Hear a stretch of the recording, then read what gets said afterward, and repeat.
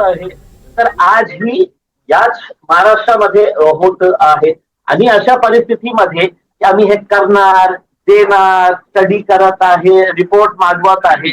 आणि कशाला तुम्हाला कळत नसेल तर आम्हाला बोलवा, आम्ही तुम्हाला दाखवते गुगल मॅपवर की कोणत्या गावामध्ये कशी परिस्थिती आहे, कोणत्या गावाचा संपर्क तुटलेला आहे.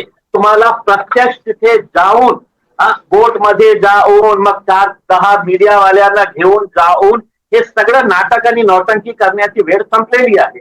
आता शेतकऱ्यांना सरसकट लवकरात लवकर जे पाहिजे मदत ते मदत कधी घोषणा करणार आहे याच्या बाबतीत बोला. एक मुख्यमंत्री 2 उपमुख्यमंत्री इतके सारे नेते मंडळी. तुम्ही जी मदत केली त्याच्यावरून फोन केलं जाते. तुम्ही साहित्य वाटला दिवाळापुरतानी परत घेऊन गेला असं काय केलं? सकाळी तुम्ही सोलापूरमध्ये जे काही साहित्य पक्षाच्या वतीने वाटण्यासाठी विरोधकांनी आरोप केला फक्त विचारासाठी सगळं केलं कारण 2 किट वाटले आणि माझे जे एक सेकंड माझे सोलापूरचे ते जिल्हाध्यक्ष आहे त्यांनी अनेक दिवसापासून त्यांच्या अनेक गावामध्ये मी आज येणार होते. मलाही माहित नाही होता की या गावामध्ये त्यांचा हे वाटण्याचा कार्यक्रम होता. आता जेव्हा मी गेलं तर मी जास्त वेळ तिथे थांबलं नाही कारण इतके सारे मीडिया लोक होते. पहिलेही लोक जे आहे ना खूप त्रास आहे म्हणजे इतकं अटेन्शन त्यांच्यावर. तर मी त्यांना विचारलं त्या अधिकाऱ्यांना विचारलं की काय इथे आहे तर त्यांनी सांगितलं की सर जो आम लोक है वो लाला के कुछ ना कुछ दे रहे हैं. आमच्या माणसांनीही दिले. आम्ही जेव्हा रस्त्यात येत होतो तर त्यांना एक फोन आला की 2 सरपंच जे होते दुसऱ्या गावाचे त्यांना हे वाटलं की फक्त या गावाला कशाला देतात आमच्या गावालाही चला करके तर ते गाडी दुसऱ्या गावाला घेऊन गेले ते.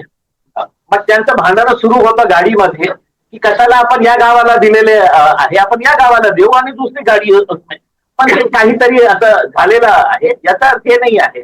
बघा असा वेळी कोणीही माणुसकीच्या दृष्टीने काम करणार आहे आणि आमच्याकडून तर तुम्ही अपेक्षा करूच नका की आम्ही फक्त असं हे करण्यासाठी. मी तर हातही लावत नाही होतो. माझ्या जेव्हा आम्ही काम करतो ना की मतलब कुठल्याही प्रकारचा गाजावाजा करून करत नाही आहे. तर हे जे आहे कोणीतरी विरोधक असेल की आम्ही तर गेलं नाही तिथे मदत करण्यासाठी ते एमआयएम पक्षाचे लोक आले मदत करण्यासाठी तर काहीतरी त्यांच्याकडून काढायचं म्हणून त्यांनी काय दिलं आणि मी काय वापरणार आहे का ते कोण वापरणार आहे. त्यांच्यासाठी चांगलं होतं पण तिथे काही 2-3 सरपंचामध्ये काहीतरी हे झालं म्हणून ते गाडी तिथून गेलेली आहे. आपण त्याच्या बाबतीत सविस्तर चौकशी करा आपल्या रिपोर्टरांना विचारा. आम्ही तुम्हाला नाव सांगतो की कोणते सरपंच होते. त्याच्या बाबतीतच असं नाही पण एकूणच वेगवेगळ्या पक्षांच्याकडनं किंवा काही मदतीचं ओघ तिकडे सुरू आहे त्यावरून देखील असं राजकारण सुरू झालेलं आहे.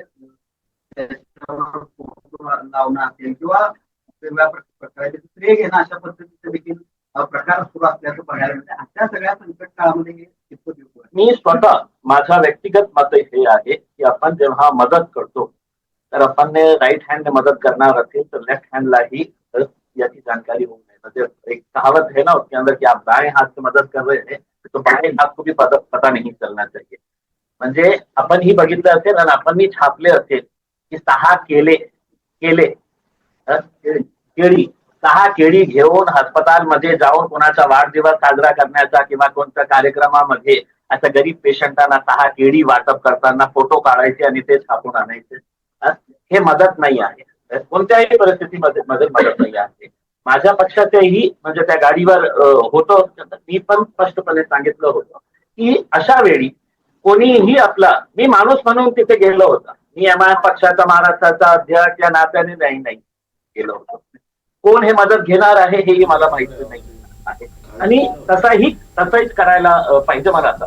पण सगळ्यांचं आपलं. दरम्यान आपण बघतो इम्तियाज जलील बोलत होते आणि आता मुख्यमंत्री उपमुख्यमंत्र्यांनी दौरे बंद करून प्रत्यक्ष मदत करावी अशी मागणी त्यांनी केलेली आहे. या संदर्भातले अधिकचे अपडेट्स आपण घेणार आहोत पण वेळ झाली एका छोट्याशा ब्रेकची. कुठेही जाऊ नका, पाहत राहा NDTV मराठी.